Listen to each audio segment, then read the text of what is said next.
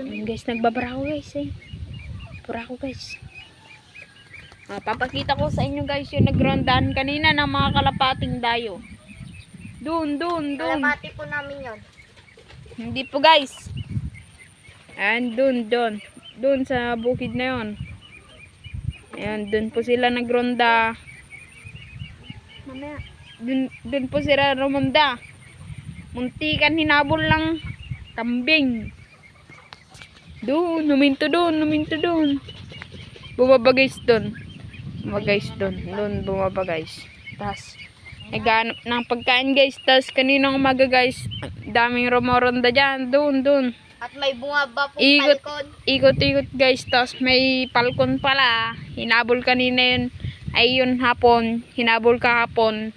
Ayun hapon. Ayun kalapate. Hinabol kahapon ng palkon. Ayan guys Doon sa malayo yon guys, yung nagbabulan ng palkon sa kalapate ng palkon. Ayan guys nabidyoan yata kanina yung isang kalapati, ay yung daming kalapati guys May lang guys, pakita naman sa inyo.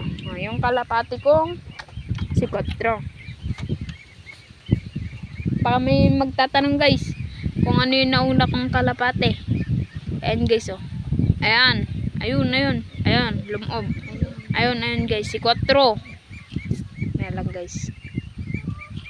Ayan guys. Ayan guys, ayan. Tapos yun susunod. Bata pa kasi guys. Inalagaan ko lang guys. Tapos yun sumunod guys. Ayun. Si 200. Sumunod si Kidlat. Sumunod na to guys. Kailan lang to guys? Kahapon lang to guys. Ayan guys. Nagkikis guys. Parang mag-asawa guys Ayan guys videoan lang natin. Magkikis yata sila guys. Gusto siguro nila mag-asawa guys. Ayan guys Gusto siguro nila mag-asawa guys. Ayan guys Ayun. Nag-away guys. Ayan guys. Ang ungit talaga ni 200.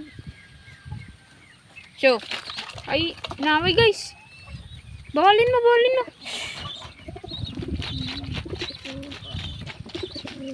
Ang ingay dito guys pag gabi. Nagbabara ako yung mga kalapate. Hanggang alas 6 lang ako nagtatambay dito guys. Tapos, pag gabi na, dun lang ako nagse-cellphone. Pero ngayon guys is nagbablog kasi ako. Ayan guys.